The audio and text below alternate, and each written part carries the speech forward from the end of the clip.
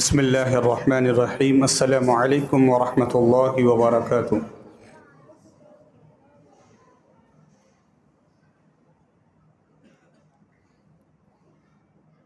الحمد للہ رب العالمین والعاقبۃ للمتقین والصلاة والسلام علی اشرف الانبیاء والمرسلین وعلى آلہ واصحابہ الطیبین الطاہرین ومن تبعهم بإحسان إلى يوم الدين، أما بعد، قال الله تعالى في القرآن المجيد والفرقان الحميد: أعوذ بالله من الشيطان الرجيم، بسم الله الرحمن الرحيم، لقد كان لكم في رسول الله أسوة حسنة. وقال: النبي أولى بالمؤمنين من أنفسهم وأزواجه أمهاتهم. وقال: يا نساء النبي لستن كأحد من النساء. وإلى آخر الآية. صدق الله العظيم.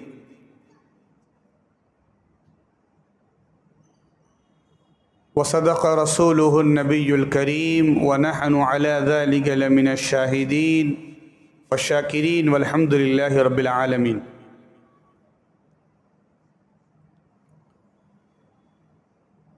من علينا ربنا إذ بعث محمدا أيده بأيديه أيدنا بأحمدا أرسله ممجدا صلوا عليه دائما صلوا عليه سرمدا. اللهم صل على سيدنا ونبينا ومولانا محمد النبي الأمي وعلى آله وصحبه وبارك وسلم.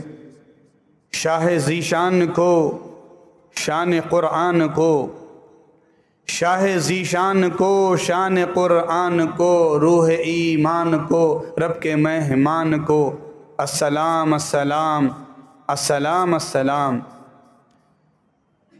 شاہ ابرار کو، حق کے دلدار کو، شاہ ابرار کو، حق کے دلدار کو، سب کے غم خار کو، السلام السلام. ماں کی ممتاؤں کو، پیار کی چھاؤں کو، امتی ماؤں کو، جنتی ماؤں کو، السلام السلام السلام السلام. انتہائی محبت کے ساتھ بارگاہ رسالت، پال رسالت میں پھر سے ہدیہ درود پڑھ لیجیے. اللہم صلی علی سیدنا و نبینا و مولانا محمد النبی الأمی وعلی آلہ و اصحابہ وبارک وسلم.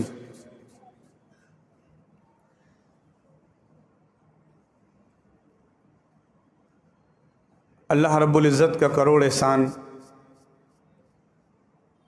ماہ میلاد النبی صلی اللہ علیہ وسلم جاری ہے، اور ربیع الاول شریف کی یہ بابرکت مجلس سے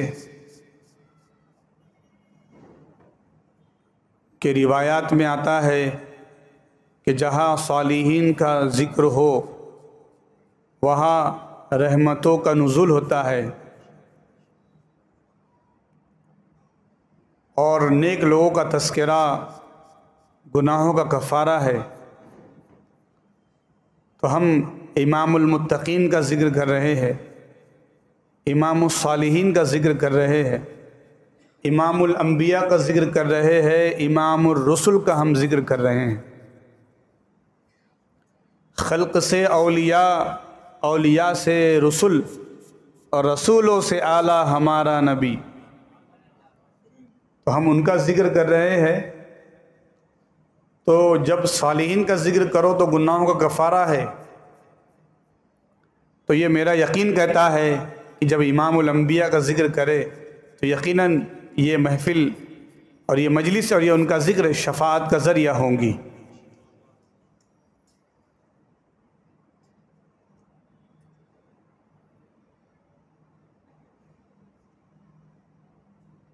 کل ہم جس عنوان کے تحت گفتگو کر رہے تھے کہ سیرت طیبہ کی روشنی میں معاشرتی پہلو، تو الگ الگ پہلو کا تذکرہ کر رہے تھے معاشرہ کہتے سماج، اور پوری دنیا میں اصلاح معاشرہ سے پروگرام ہوتے رہتے ہیں کہ معاشرے کی اصلاح کیسے ہو، معاشرہ بیدار کیسے ہو، معاشرے میں ہر طبقے کے لوگ ہوتے ہیں تو ان کی اصلاح کیسی ہو، اخلاقی اعتبار سے، گھریلو اعتبار سے، سماج میں رہتے تو اس اعتبار سے، دکان میں ہے، مکان میں ہے، بازار میں ہے، ہر جگہ پر۔ تو ہم نے کل کچھ پہلوؤں پہ روشنی ڈالی تھی کہ جیسے سماج اس لیے کہ پہلے گھر سے محلہ، محلے سے گاؤں، گاؤں سے شہر، شہر سے ریاست، ریاست سے ملک، اور ملک سے بر اعظم، اور بر اعظم سے دنیا۔ تو ہم نے گھر سے شروع کیا تھا کہ کس طریقے سے گھر میں بد امنی ہے، بے چینی ہے، اضطراب ہے، سوسائٹی میں، سماج میں کیسا اضطراب ہے، اور ان پہلو پر ہم بڑے شارٹ میں اختصار سے گفتگو کر رہے تھے۔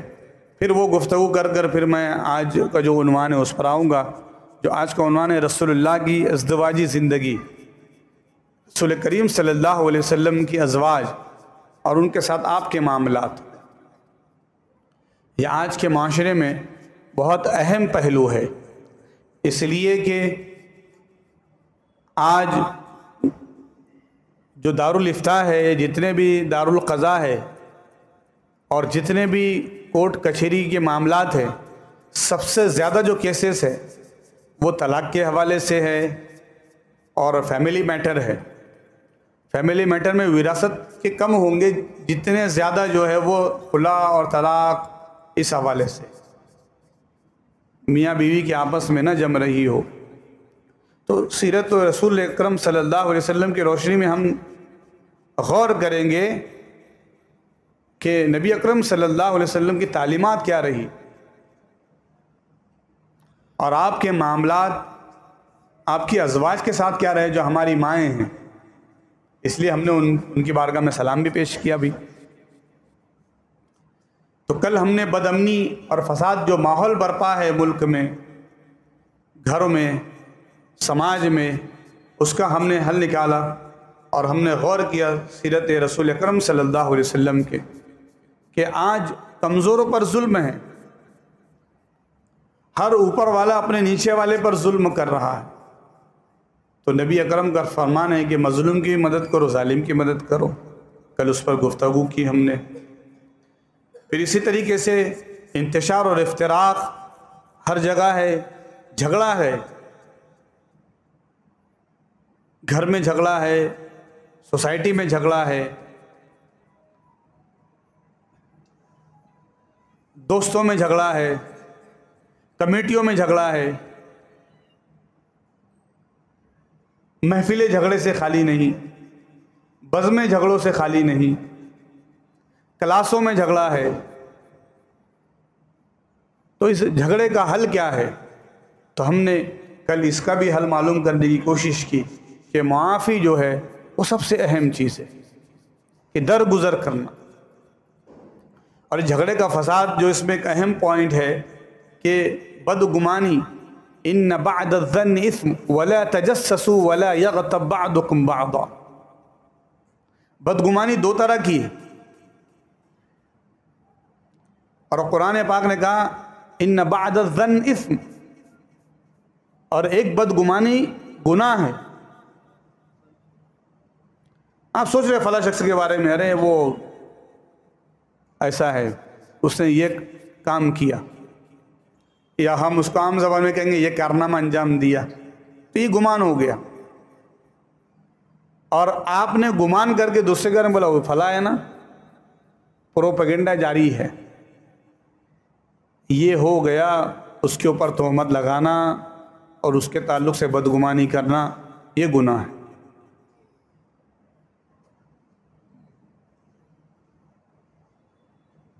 ہم نہیں کر رہے کہ آج بتائیے، ہم ایک دوسرے کے بارے میں بدگمانی نہیں کر رہے،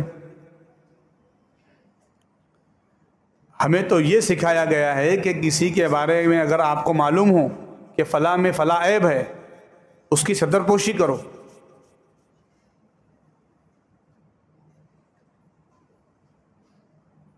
اس کی ستر پوشی کرو، اس لیے کہ ہم عبدالستار ہیں، ہم ستر پوشی کرنے والے، عیبوں کو چھپانے والے رب کے بندے ہم، اور ہم دوسروں کی عیب کو کھولتے رہیں گے، جو دوسروں کی عیب کھولیں گا اس کے خود عیب کھولیں گے۔ تو پھر بدگمانیاں کرنا اور بغیر تحقیق کے اس کے بارے میں جو ہے وہ بولتے رہنا، یہ بہت غلط بات ہے، اسے ہمیں جو ہے سوچنا ہوگا۔ اور بدگمانی کو قرآن نے منع کیا گیا، قرآن پاک میں سورہ حجرات میں اللہ فرماتا ہے ان بعد الظن اسم ولا تجسسوا ولا یغتب بعضکم بعضا، اور ایک دوسرے کی جاسوسی مت کرو اور غیبت مت کرو۔ غیبت کرنا گویا کہ اپنے مردہ بھائی کا گوشت کھانے کی جیسا ہے۔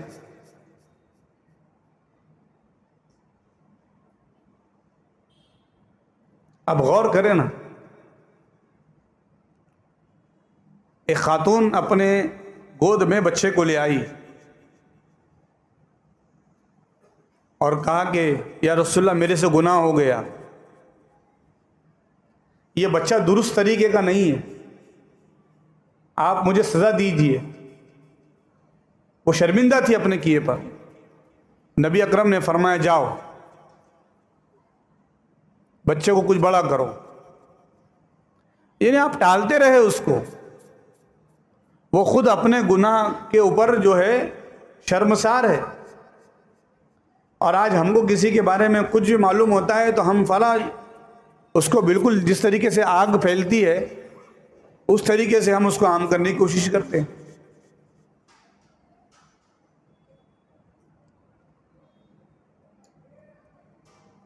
تو ہم غور کریں نا کہ ہمارے نبی کا طریقہ کیا رہا ایسے معاملے میں۔ آپ نے درگزر کیا، آپ نے معاف کیا، اور ہم جو ہے جھگڑے لگانے پر تلے ہیں، ہم ایک دوسرے کو توڑنے پر تلے ہیں، ہم ایک دوسرے میں جدائی کی اور ایک دوسرے کو لڑانے میں لگے ہوئے ہیں۔ جبکہ حدیث رسول آقا نے فرمایا اللہ کو سب سے ناپسند عمل یہ کہ دو مومن بندے الگ ہو جائے آپس میں، اللہ پسند نہیں کرتا۔ تو ایک چیز یہ جو ہے ہمارے درمیان بد امنی کی اور ہمارے درمیان جو بے چینی ہے وہ اس تعلق سے کہ ہم خوشی محسوس کر رہے ہیں دو ملو وہ کو الگ کرنے میں، اور پھر یہ سوچ رہے کہ مجھے سکون ملے گا۔ واہ واہ واہ، آپ نے دو لوگوں میں بے چینی پیدا کر دی اور آپ سکون میں رہیں گے، آپ کو کبھی سکون نصیب نہیں ہوگا۔ آپ دو لوگوں میں جھگڑا لگائیں گے اور سوچیں گے میں مطمئن رہوں گا، آپ بھی جھگڑے میں مبتلا ہوں گے۔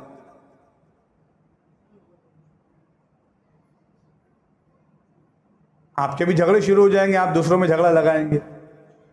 تو ہمیں یہ کوشش کرنی چاہیے کہ نبی کریم صلی اللہ علیہ وسلم کی تعلیمات ہے، آپ قرآن پڑھیے، سورہ آل عمران میں اللہ فرماتا ہے کہ اوس و خزرج یہ ایسے قبیلے تھے مدینے کے جن کے اندر آپس میں لڑائی 200 سال کی چل رہی تھی،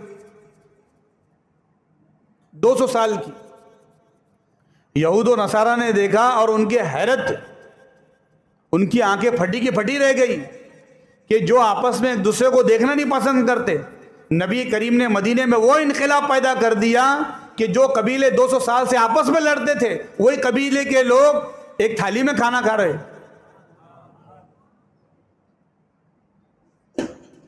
نفرت کو محبت میں بدلتا ہے اسلام۔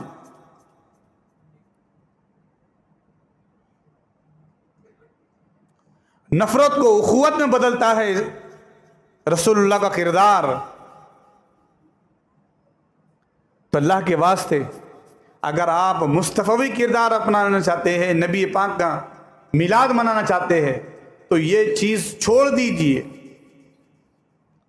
یہ لگاؤ بجھاؤ کی باتیں، ایک دوسرے میں باتیں لگانا، ایک دوسرے کی غیبتیں کرنا، دو جمع ہوئے تو فوراً تیسری کی بات چالو ہو جاتی۔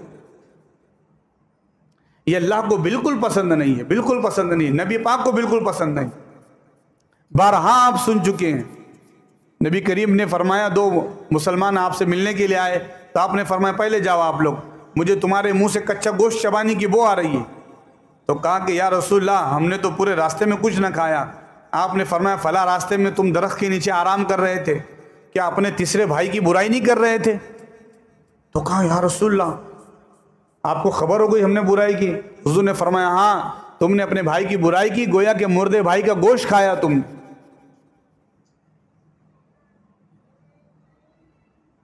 الغیبت اشد من القتل، غیبت اس کی چغلی اور برائی کرنا قتل سے بڑھ کر ہے۔ اور آج یہ برائی اور یہ مرض ہم میں سب سے زیادہ شامل ہے۔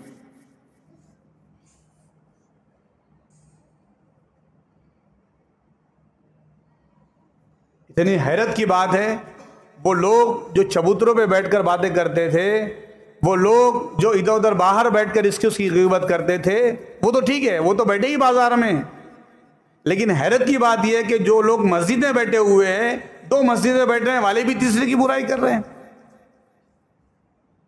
قرآن خوانی میں قرآن کھلا ہوا ہے، پارا کھلا ہوا ہے، اور دو خاتون آپس میں تیسری خاتون کے بارے میں کہتی ہے اور غیبت کرتے رہتی ہے۔ تو آپ نے اپنی غیبت کے لیے قرآن کو گواہ بنا دیا، آپ نے اپنی چغلی کے لیے، اس گناہ کے لیے مسجد کو گواہ بنا دیا۔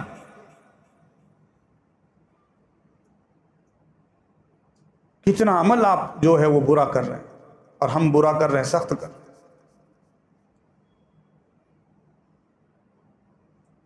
اور محسوس کر رہے ہیں میں نے تو فلاں کی پول معلوم کر لی، میں نے تو فلاں کا راز معلوم کر لیا، میں نے تو فلاں کی باتیں معلوم کر لی، اب تو میں اس کو کہیں بھی جو ہے وہ ذلیل کر سکتا ہوں۔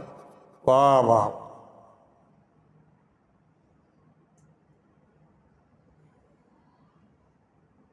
حضرت سعدی شیرازی رحمۃ اللہ علیہ گلستہ بستہ میں کہتے ہیں اے دوسروں کے راز معلوم کرنے والے، تیرے بھی راز ہے۔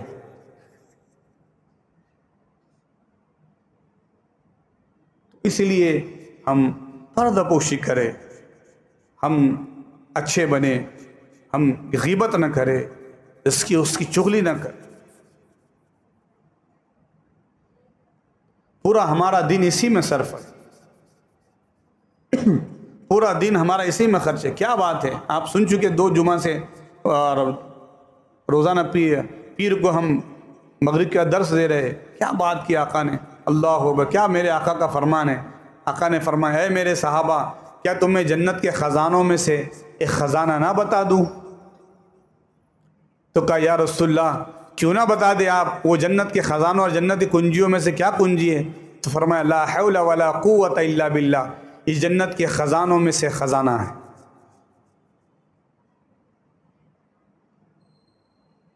پھر فرمایا آقا نے کہ جو کہا سبحان اللہ العظیم و بحمدہ، جس نے یہ پڑھ لیا اس کے لیے جنت میں درخت لگ گیا۔ صحابہ نے عرض کیا یا رسول اللہ جو اس کو کئی دفعہ پڑھے، تو کہا جتنی دفعہ پڑھے اتنے درخت اس کے نام کے جنت میں لگ جائے۔ آئے ہائے ہائے، میں نے اس دن بھی بات کی تھی اور یہ آج بھی بات کہوں گا، پونا جیسے میٹرو سٹی اور اسمارٹ سٹی میں پلاٹ نہیں ملتا، تم اللہ پر اور رسول اللہ کی ذات پر یقین کرو اور کہو سبحان اللہ العظیم و بحمدہ، جنت میں آپ کے پلاٹ پہ درخت لگیں گا، پیڑ لگیں گا، پلانٹنگ ہوگی۔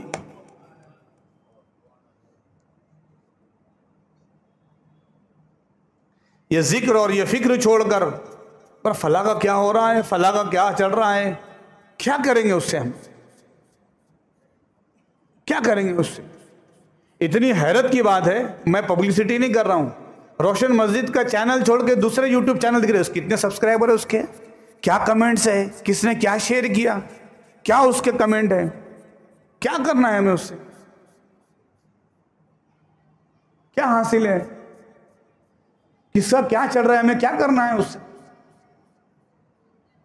فلاں کون کیسا ہے، فلاں کیسا ہے، فلاں کے بارے میں کیا لوگوں کا تاثرات ہے۔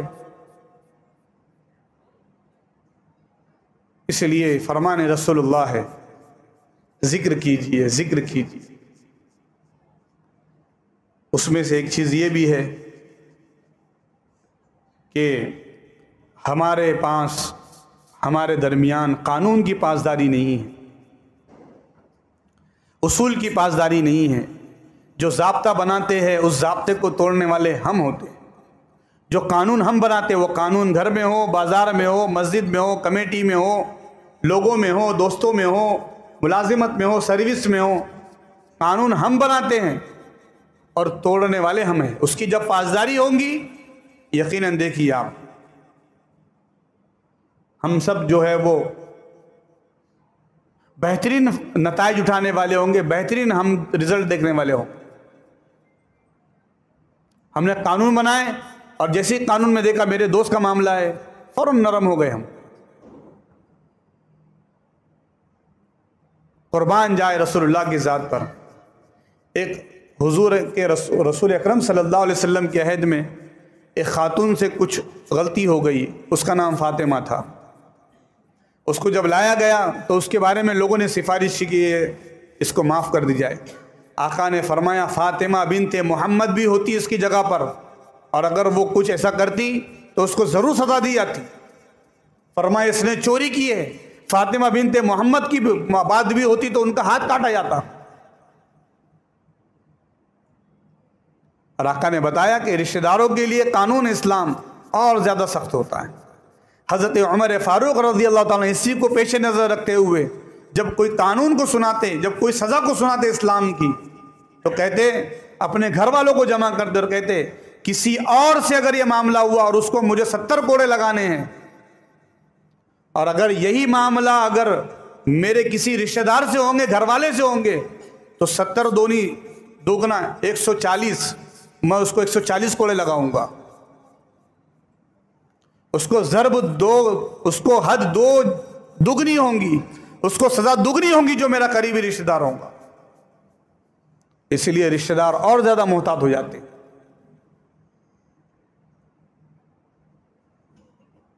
اور ہم دیکھیے اپنا رہا تو فوراً آ جا آ جا، دوسرا تو چل باہر نکل، چل باہر جا۔ آپ نے کیسا جو ہے نظام بنا لیا، اپنے دیکھو تو بٹھاؤ، دوسرے دیکھو تو اٹھاؤ۔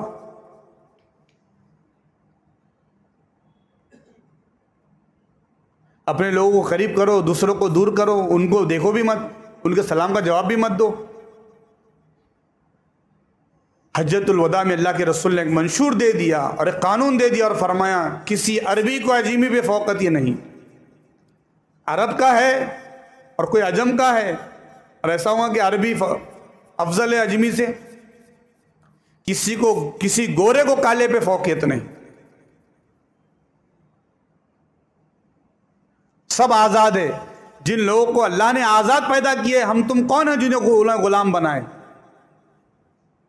اور اس کی مثال بنا دی جو ایک حبشہ کے رہنے والے تھے، جو کسی اور کے غلامی میں تھے، رسول اللہ کی غلامی میں۔ آقا نے فرمایا اب تمہیں محمد نے آزاد کر دیا ہے، بلال اذان دو اور لوگوں کو بتا دو کہ تم اب تک غلام تھے تو لوگ تم کو ریت پر، گرم ریت پر لٹا کر سزا دیا کرتے تھے، اب محمد تمہیں یہ شان دے گا کہ کعبے کی چھت پر کھڑے ہو کر اذان دو تم۔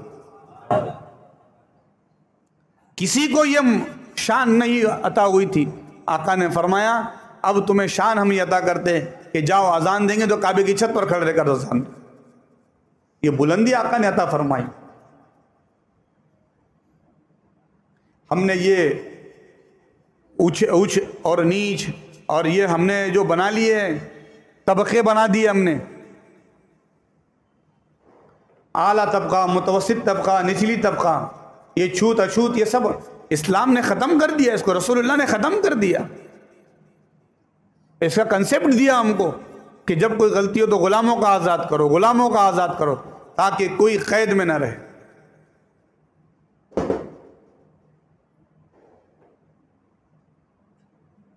اب آپ بولیں گے آج تو غلام نہیں ہے، آج غلام نہیں ہے، لیکن آپ کسی کے مالک تو ہے، آپ کے ماتحت کچھ لوگ کام تو کرتے ہیں، ان کو غلام کی طرح مت آپ بیہیو کیجیے، ان کے ساتھ رویہ ویسے نہ اپنائیے۔ تو اس چیز کو اللہ کے رسول صلی اللہ علیہ وسلم نے ختم فرما دیا، اور جو اپنا ہو پرایا ہو سب کے لیے ایک حکم دیا۔ اگر اس طریقے سے ہم نظام اگر ہوتا ہے تو بے چینی ختم ہو۔ ہم اپنے قریب ہو کر اس سے گناہوں کو ڈھانپنے کی کوشش کرتے ہیں، خود بھی گناہ میں ملوث ہوتے ہیں اور پھر پریشان ہوتے رہتے ہیں۔ اگر آپ حق پر ہوتے، کسی کے عیب وغیرہ جو ہے وہ نہ چھپاتے، ان کو ڈھانپنے کی کوشش نہ کرتے، تو خود ہی پریشان نہ ہوتے۔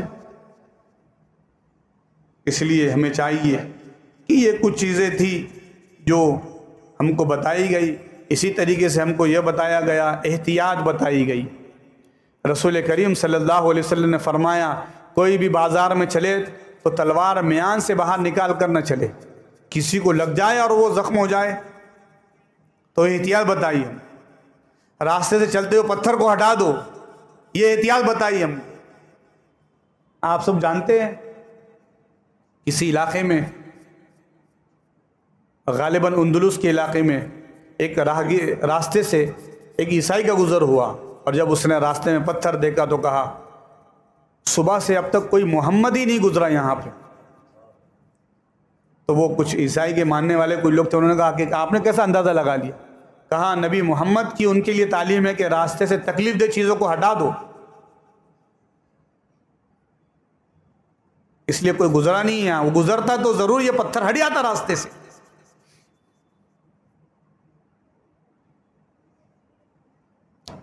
اور ہم تو راستہ روکنے والے ہو گئے۔ اب آج سب سے بد نظمی کی پارکنگ ہماری، گھر کے باہر جوتے رکھے ہوئے سب سے زیادہ کپڑے سوکھ رہے ہیں، سب سے بد نظمی ہماری۔ ہمارا سامان سب سے زیادہ بد نظمی سے گھر میں رکھا ہوا ہے، الماری ہم نے گھر میں ایسے لگا دی۔ کیوں لگا ایسا؟ وہ بڑے بھائی حصہ مانگ رہا نا، اس کو الماری ادھر سے لگا دی، اس کا حصہ بتا دیا اس کو کتنا ہے۔ کیا چل رہا ہے؟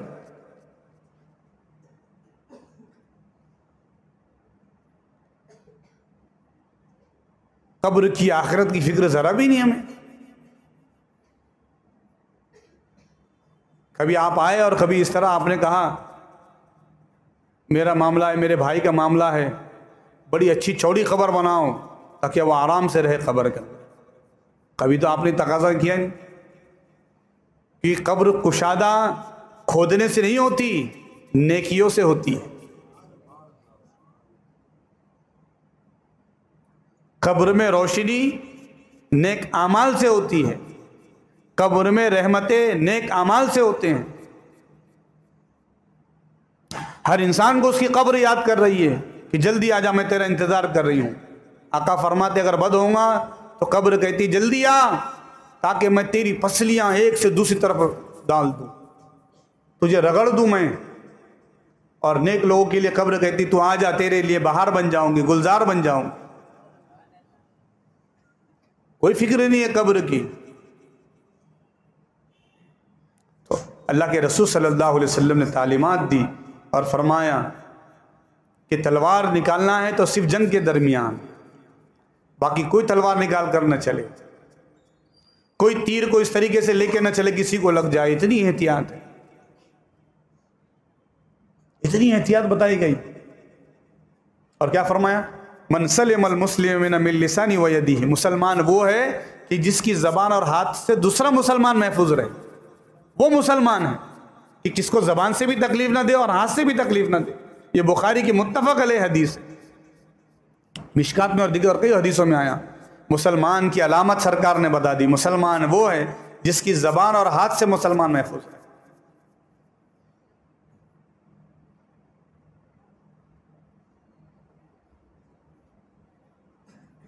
آج تو ہم لوگوں کی بیل خراب کر دیں گے، گاڑی کھڑی ہے تو گاڑی خراب کر دیں گے، کپڑے سوکھ رہے تو کپڑے پہ کچھ ڈال دیں گے، چپلیں چھپا دیں گے، مسجد سے چپلی چوری کر دیں گے، درگاہوں سے چپلیں غائب کر دیں گے۔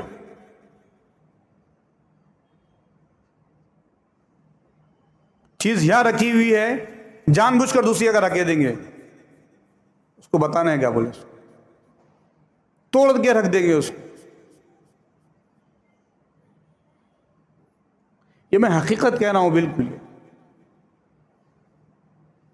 تو یہ علامت ہے ہمارے ایمان کی علامت یہ ہے.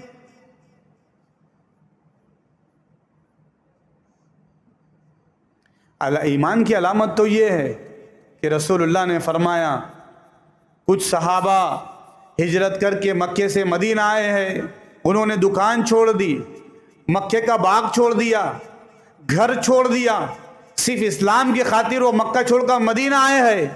ہے کوئی جو ان کو سہارا دے؟ ایک صحابی کھڑے ہوئے، یا رسول اللہ وہ فلاں صحابی ہے، میرے 2 باغ ہیں، میں نے ان کو 1 دے دیا. ایک صحابی کھڑے ہوئے، یا رسول اللہ وہ فلاں صحابی ہے، میرے 2 دکان ہیں، میں نے ان کو 1 دکان دے دی. یا رسول اللہ میرے 2 مکان ہیں، وہ فلاں صحابی ہجرت کر کے یہاں آئے ہیں، میں ان کو 1 مکان دیتا ہوں.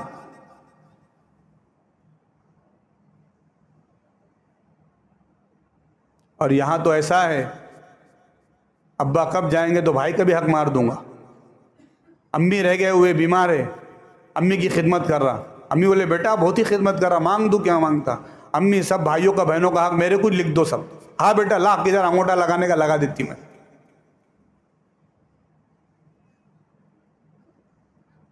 حقیقی بھائی بہنوں کے حق نہیں چھوڑ رہے ہم. کوئی عمر دراز دکان میں دکھ رہا تو اس سے آ کے پوچھتے آپ کا کوئی ہے کہ نہیں ہے؟ بولے نہیں ہے بیٹا میرا کوئی سہارا نہیں، میں بیٹا آپ کا بن جاتا ہوں. اور دل میں سوچتا آپ کے بعد میری دکان. یہ نظر ہو گئی ہماری. اتنا اعلان کیا تھا مسجد کے لیے، اتنا اعلان کیا تھا یہاں فلاں دیا جا رہا، وہاں فلاں دیا جا رہا، لیکن مسجد کے لیے کوئی آ کے بول رہا نہیں کہ میری فلاں چیز ہے یہ اللہ کے گھر کے لیے. ارے المیہ تو یہ مسجد کی پراپرٹی چھوڑنے کے لیے مسلمان تیار نہیں. مسجد کی جگہ آ گئے اس کو چھوڑنے کے لیے تیار نہیں. کرایہ دار ہے اس کو چھوڑنے کے لیے تیار نہیں.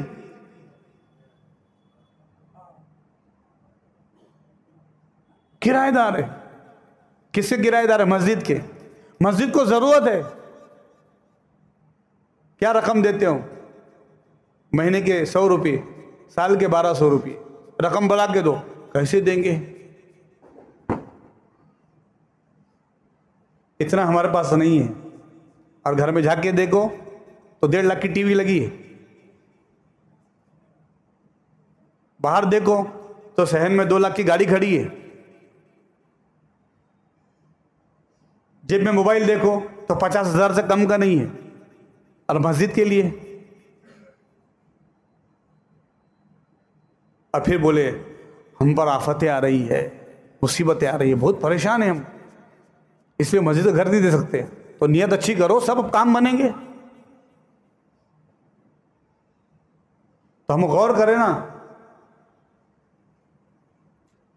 کثرت سے احادیث میں ذکر ہے تم جیسے اعمال کرو گے وہ اعمال آسمان پہ جاتے ہیں اور وہ اسی شکل میں واپس آتے ہیں. اعمال نیک جائیں گے تو رحمتیں بن کر اتریں گے، اعمال برے جائیں گے تو عذاب بن کر اتریں گے. میں نہیں کہہ رہا ہوں، میں کسی کو تنقید نہیں کر رہا ہوں، لیکن ایک بتا رہا ہوں آپ کو. چند مہینے پہلے ترکی میں زلزلہ آیا، رات کے 4 بجے زلزلہ آیا، اور جب صبح اٹھ کر دیکھا گیا 40,000 لوگ دب چکے تھے. پچھلے ہفتے کی نیوز ہے. لبنان کے اندر اتنی بارش ہوئی راتوں رات، اتنی بارش ہوئی طرابلس شہر درنا کے اندر 2 ڈیم ٹوٹ گئے، 50 شہر بہہ گئے. ایک شخص شہر سے باہر گیا تھا اور آ کر دیکھتا ہے تو اس کے بیوی اور اس کے 4 بچے نظر نہیں آتے. وہ رو رہا ہے، میڈیا میں آ کر کہتا ہے کاش ان کی لاشیں مل جاتی دفن کرتا. 7,000 لوگ بہہ گئے. میڈیا کی رپورٹ ہے 20,000 تک لوگ بہہ چکے ہیں، مر چکے ہیں. راتوں رات صبح ہوئے تو شہر نہیں تھے. کس فکر میں ہو؟ کہاں تم گمان میں ہو؟ کون سی اونچی اڑان میں ہو؟ کیا بنانے لگے ہو دنیا میں؟ آپ کیا خواب دیکھ رہے ہو؟ کون سی شیش محل بنانے میں لگے ہو؟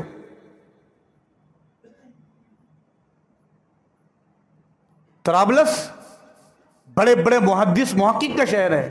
ترکی بڑے بڑے محدث ہوئے وہاں پر. کیا ان علاقوں میں مسجدیں نہیں ہے؟ کیا ان علاقوں میں مسلمان نہیں رہتے ہیں؟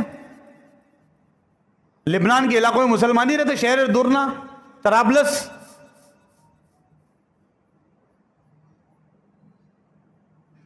اللہ کے واسطے غور کریں، ہم فکر کریں. کیا بات ہے، ہر کوئی بول رہا ہے اس مرتبہ بارش نہیں ہوئی، بہت کم بارش ہوئی، کیسا ہوگا یہ سال پانی کا، ہر جمعرات کو پانی کٹوتی ہے. ارے اشارے سمجھو بابا، کب سمجھو گے آپ، کب سمجھو گے ہم؟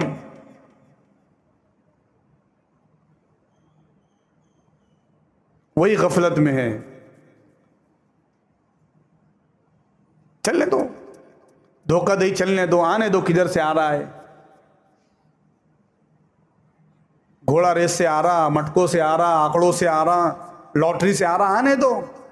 ملائی ہے، یہی ملائی کف بن کے اگر سینے میں بیٹھ گئی سیدھا وینٹیلیٹر پہ پہنچ جاؤں گے. زوم آنا بات کر رہا ہوں میں. تو ہم غور کریں، ان مجالس کا مقصد سیرت النبی کریم صلی اللہ علیہ وسلم صرف سن کر کانوں سے نکال دینا نہیں ہے، بن کے اس پر عمل پیرا بھی ہونا ہے.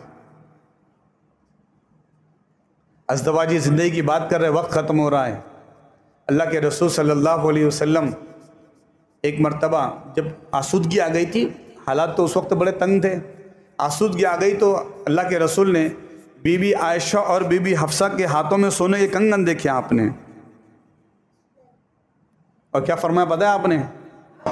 کیا تم نے اس کی زکوٰۃ دے دی؟ یہ جو سونے کے کنگن پہنے ہو عائشہ اور حفصہ، تم نے کیا اس کی زکوٰۃ دے دی تم نے؟ اگر زکوٰۃ نہ دی ہوگی تو یہ پھر جہنم کے، یہ آگ کے کنگن ہے، یہ کنگن آگ کے ہے. بتائیے، ہم زیورات پہ زیورات بنائے جا رہے ہیں، لیکن نہ اس کی زکوٰۃ ہے، مال پہ مال جمع کر رہے ہیں، نہ صدقہ ہے. نبی کریم صلی اللہ علیہ وسلم کی اپنے ازواج کے لیے تعلیمات تھی.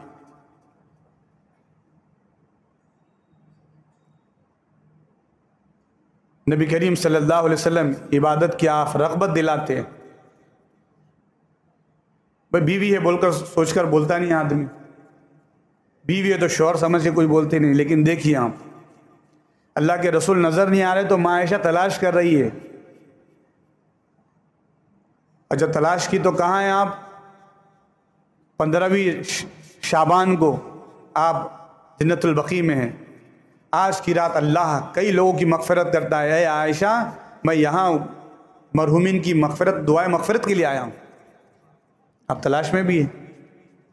تعلیم میں فرمائے آقا نے عبادت کی. اللہ کے رسول صلی اللہ علیہ وسلم خود ہر سال اعتکاف کے عشرے میں جو ہے عشرہ اعتکاف میں اعتکاف فرماتے اور تعلیم فرماتے. ہم مسجد میں نماز کو تو آ رہے ہیں، لیکن کیا ہماری بیوی نماز پڑھ رہی ہے؟ کیا ہماری بیوی شریعت کی پابند ہے؟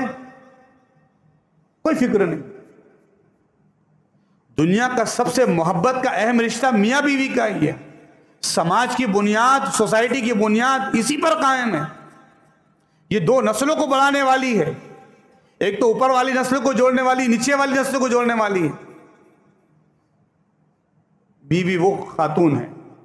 لیکن دیکھیے ازواج مطہرات میں اللہ کے رسول صلی اللہ علیہ وسلم جب بھی جانا چاہتے ہیں، آپ کے اور بھی ازواج ہیں، سفر پہ جاتے تو ایک نہ ایک زوجہ کو ساتھ میں لے جاتے ہیں. آپ کہتے ہیں آپ ذرا صحت مند ہے، چلو آپ کو لے جاتا ہوں سفر پر. نہیں، جب بھی اللہ کے رسول جاتے تو قرآن کرتے، قرآن اندازی کرتے، کس کا نام نکلتا اور پھر لے جاتے تاکہ کوئی کسی کو کچھ نہ بولے.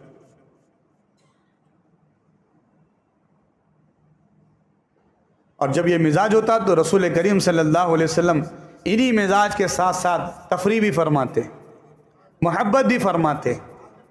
ایک مرتبہ حضور درمیان میں بیٹھے ہیں، ایک طرف بی بی سودا ہے، ایک طرف بی بی عائشہ ہے. بی بی عائشہ اور بی بی سودا کی بہت اچھی یعنی کہ محبت تھی آپس میں، کیونکہ بی بی سودا عمر میں تھے اور اکثر کبھی ہوتا تو کہتے کہ جو ہے آپ اللہ کے رسول کے لیے کھانا وغیرہ بنا دیجئے، آپ اپنے گھر پہ بلا لیجئے. تو درمیان میں ایک طرف بی بی سودا ہے، ایک طرف بی بی عائشہ ہے. بی بی عائشہ نے بی بی سودا کے لیے حریرہ بنایا اور فرمایا بی بی سودا آپ کے لیے حریرہ بنایا ہے، اگر آپ نہیں کھاؤں گی تو میں اسے آپ کے منہ پہ مل دوں گی۔ تو انہوں نے کہا کہ میرا بھی ارادہ نہیں ہے عائشہ، رہنے دو۔ کہا نہیں کھا رہے ہو، لو، آپ نے حریرہ نکالا اور بی بی سودا کے منہ پہ مل دیا۔ حضور درمیان میں بیٹھے، حضور نے سودا کی طرف دیکھا، کہا اور بیچ میں سے ہٹ گئے۔ تو بی بی سودا نے بھی پھر وہ حریرہ لیا اور بی بی عائشہ کے منہ پہ مل دیا، اور حضور دونوں کو دیکھ کے مسکرا رہے۔ تو آپ دیکھیے گھریلو معاملات میں اللہ کے رسول صلی اللہ علیہ وسلم ازواج مطہرات کے ساتھ بھی کیسے۔ حدیبیہ کا وقت ہے اور مشرکین مکہ نے کہا کہ آپ نہیں آئیں گے، یہ سال بعد میں آنا عمرے کے لیے۔ اللہ کے رسول صلی اللہ علیہ وسلم نے فرمایا اپنے اپنے احرام اتار لو، ہم عمرے کو نہیں جانے والے۔ اس نے کہا کہ عمرہ نہیں کیا تو عمرے کے بغیر کیسے احرام اتار لیں؟ اس وقت ساتھ میں بی بی ام سلمہ کی باری تھی، آپ ساتھ میں آئی ہوئی تھی۔ فرمایا یا رسول اللہ، یہ جب تک آپ کو احرام اتارتے ہوئے نہیں دیکھیں گے نہیں اتاریں گے۔ حضور نے یہ بڑی خوشی سے پسند فرمایا اور آقا نے خود احرام نکالا اور بال منڈوائے، تب صحابہ نے بھی احرام نکالا، بال منڈوائے۔ تو اللہ کے رسول نے مشورے بھی لیے ازواج مطہرات سے، ان کو اہمیت بھی دی، ان کو ترجیح بھی دی، عبادت کی تلقین بھی کی، ملاقات بھی کرتے، عیادت بھی کرتے، بیمار ہوتے تو ناراض ہوتے تو وجہ پوچھتے۔ بی بی حفصہ کی، بی بی عائشہ کی اور حضرت صفیہ کی کچھ بات ہو گئی تو آپ نے محبت سے ان کے درمیان صلح کروا دی۔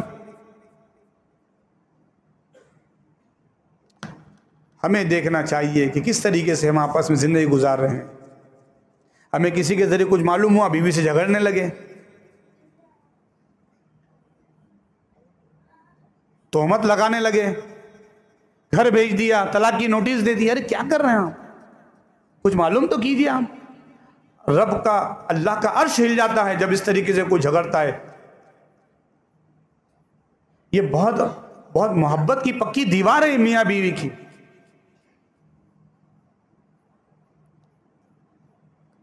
اور اس میں کسی کی غیر کی باتوں میں آ کر ہم، رسول اللہ صلی اللہ علیہ وسلم کی تعلیمات ہے، گھر میں آپ کی بیوی، آپ کسی غیر کو مت لائیے گھر میں۔ آپ آپس میں نا اتفاقی ہوگی میاں بیوی کی۔ اسی طریقے سے شوہر کسی اور خاتون سے بات کرے تو بیوی کو چڑ ہوگی، شوہر کو چڑ ہوگی۔ اس طریقے سے ہم اس کی احتیاط رکھیں۔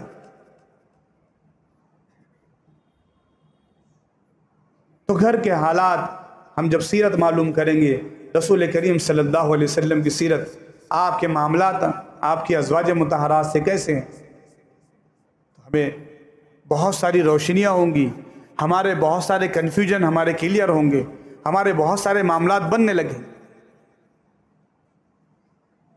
لیکن افسوس ہے ہم سیرت تو پڑھنا درکنار، وہ فلاں پڑوسی ملک کی ہم سیریلوں پہ سیریلیں دیکھ رہے ہیں، وہ ساس بہو کے جھگڑے کیا ہیں، وہ دیور اور نندن کے جھگڑے کیا ہیں، وہ کیسے ایک دوسرے کو جھگڑے لگاتے ہیں، وہ کیسے ایک دوسرے میں پھوٹ ڈالتے ہیں، بڑے شوق سے چل رہا۔ اور شوق تو اتنا ہو گیا اس کا، ایک ہی رات میں پورے ایپیسوڈ ختم کر دیں گے تاکہ پوری جاسوسی اور پوری سیاست معلوم ہو جائے اس۔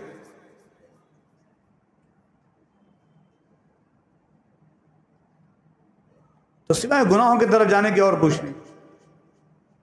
لیکن یہ بھی تو معلوم کرے کہ صحابیات کے کیا معاملات تھے۔ ایک مرتبہ حضرت سیدنا عمر فاروق رضی اللہ عنہ حضرت دردانہ تھے۔ حضرت دردانہ نے دیکھا کہ ایک خاتون ہے جو حضرت عمر کے پاس آئی، بوڑھی خاتون، اور کہا عمر، میں تمہیں اس وقت سے جانتی ہوں جب سے لوگ تم کو عمیر کہتے تھے، آج تم عمر ہو، مسلمانوں کے امیر ہو، فیصلہ کرتے ہو مسلمانوں کے۔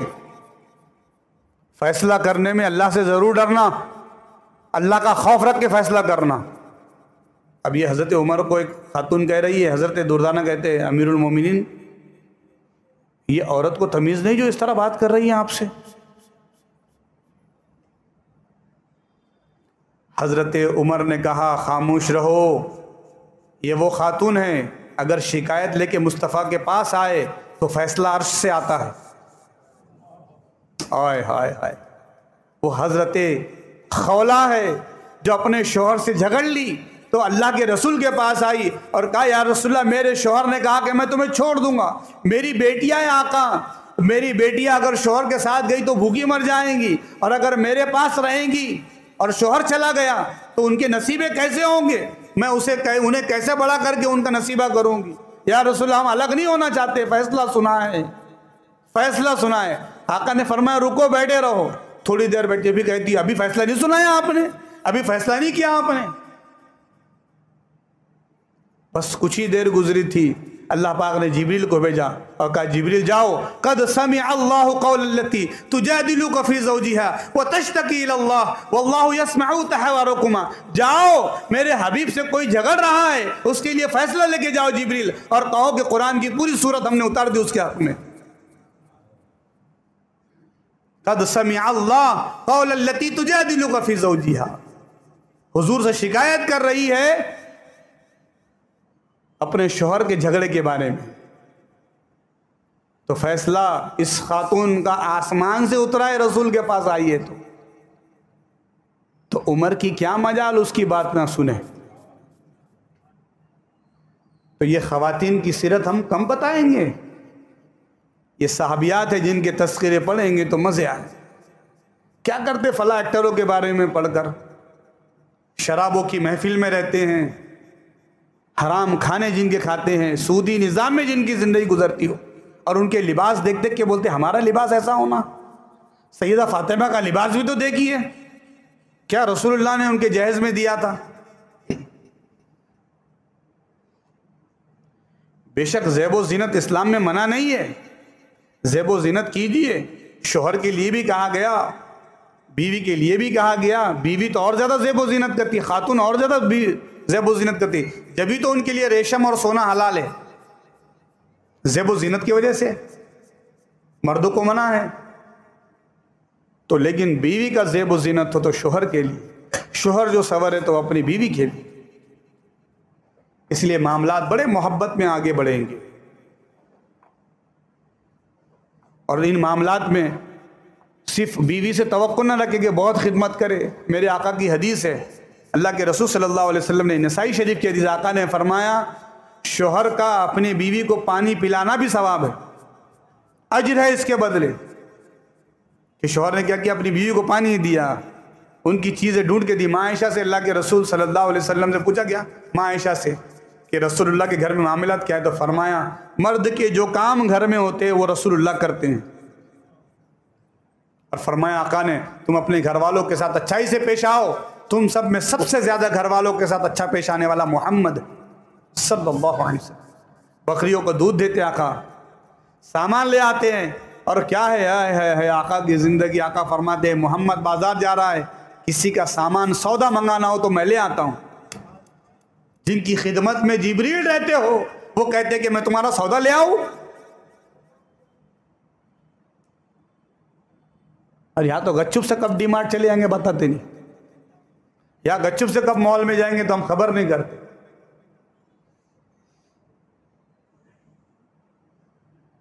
گھر میں جا رہے ہیں، بیوی کو کچھ بتاتے، ماں کو کچھ بتاتے، تو کب آپ کے گھر میں سکون ہوگا؟